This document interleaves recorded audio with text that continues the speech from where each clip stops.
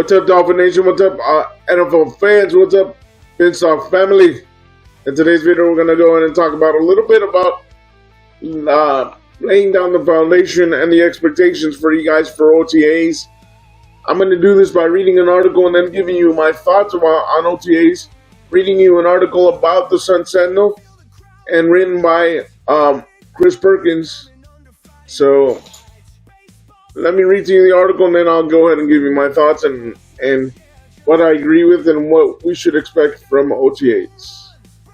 Chris Perkins, a trip down memory lane of Dolphins OTAs reminds of the need for perspective.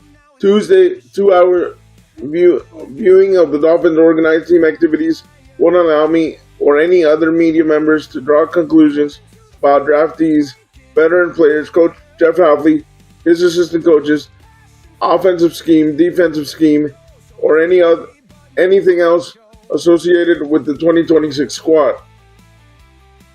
As media members and fans, we should understand that everything that we see and hear is only a small fraction of the big picture. This applies especially to the spoken word. Don't get overly excited or particularly downtrodden about what you hear or don't hear. After all, what's said on Tuesday might or might not stand the test of time. As a testament, let's revisit some remarks taken from official Miami Dolphins transcripts from OTAs early off-seasons of recent years. Here's a prophetic statement from running back Devon Achane, who rushed for 1,350 yards and 488 yards receiving last season. May 14, 2025, running back Devon Achane. What would a good season for you personally look like? This year, probably. Every year I want to get better. So far, my numbers wise, as far as in the rushing game, I always want to try to hit 1,000 yards and 500 yards receiving. Here's another line from the previous OTAs, this one from wide receiver Odell Beckham Jr., who had 9 receptions for 55 yards and no touchdown in 9 games in a disappointing 2024 season. Going back to something you said earlier, is this team you could see yourself ending your career with and a place you can see yourself hanging it up? Yeah, if that's God's plan, then that's what it is. For me, it's about taking it just a day at a time, go through this year, be the very, very best that I can be for myself and this team, organization, all that. Try and win a Super Bowl. That's it.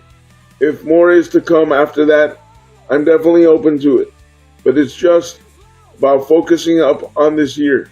This telling gem from All-Pro linebacker Jordan Brooks, one of the heart and soul members of the team, has stood its brief test of time.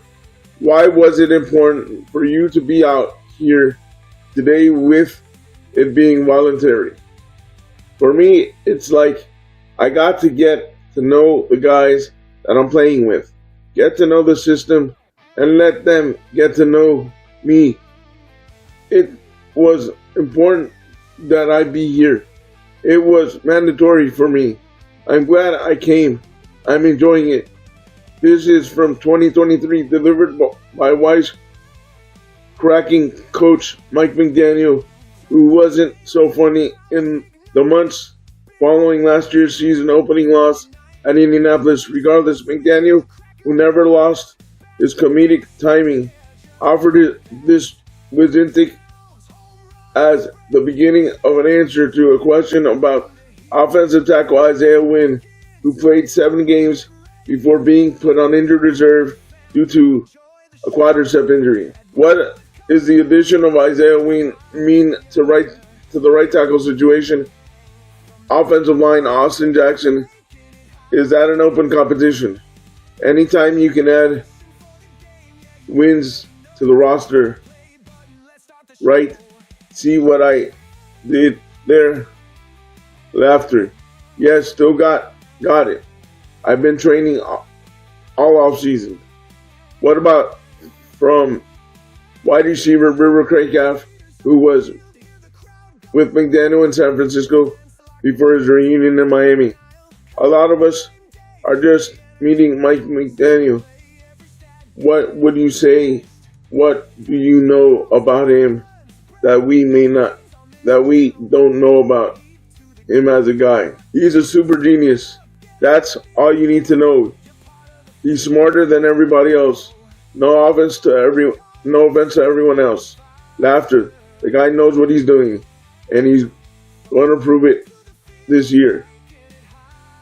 Here's something telling in 2023 from offensive tackle Christian Wilkins about defensive coordinator Vic Fangio, whose old style defense didn't mesh with Miami's new style defensive players. Vic is cool. He's definitely more of an old school coach. He's like a grandfather out there, but he's good with players and he's good to be around so far. None of this is meant to belittle anyone. It's meant to show that perspective and patience are required in May and the early part of the offseason. Some of what happens has lasting meaning, some doesn't. Here's the frustrating reality of the NFL offseason in a nutshell. Last week, I asked the Dolphins running backs coach Ladell Bett whether the team planned on using a fullback this season or whether a tight end might be handle many of the running blocking duties. It's way too early to tell that, Bett said, offering a total logic answer before continuing. I mean, obviously our depth chart will kind of determine what guys are able to do what and do as we get a feel for them. We don't even have pads on. So once we get pads on, we'll know a little bit more. You're talking about tight ends, fullbacks. You're talking about run blocking. It's hard to dictate or get a feel for run blocking when you don't have pads on. So we'll learn a little bit more about that when August rolls around. August pads. He's right. But that's a long time. We want to draw lasting conclusions at numerous points on the offseason calendar. The day after the draft, the day after the schedule's released, the day after watching practice, and it goes on. The NFL offseason requires forms of patience a few fans and media care to exercise. I'll try to be mindful of that on Tuesday and in OTAs that follow. Guys, it's true. You won't know if the regime is doing well building this team, not in OTAs, not in preseason, not even after the first season. But you have to wait a couple seasons to see if the team is being built correctly. But preseason will give you an idea of what that team may be that year of 2026. And usually the first 4 to 5 to 6 games of each year, regular season games, tell you what a team will be. So he's correct. OTAs are not to get too hyped on or get down on. You got to wait for training camp. You got to wait for preseason. And you got to wait for at least the first 6 weeks of the season to tell you what each team will most likely be during that season, for the remainder of that season, of that particular season, and if the team will be successful or not. Again, Vegas has us winning 4 to 5 games, max 6 games. We'll see what happens. I'm not going to give you a prediction right now. I'm going to give you a fanatic prediction when it gets closer to the beginning of the season. I will also give you a realistic prediction based on what I see in OTAs and training camp and throughout the preseason. But it's about staying level. It's year 1 of the halfway and Sullivan regime, so we cannot expect much. Stay calm, and if they surprise us in year 1, well, good. If not, we knew what was coming. I appreciate your support, and like always, as we continue to grow the Finstock, our Rolling with the Cardinals family, I appreciate all the comments, all the interaction. And like always, stay positive, stay on your grind, and go Dolphins.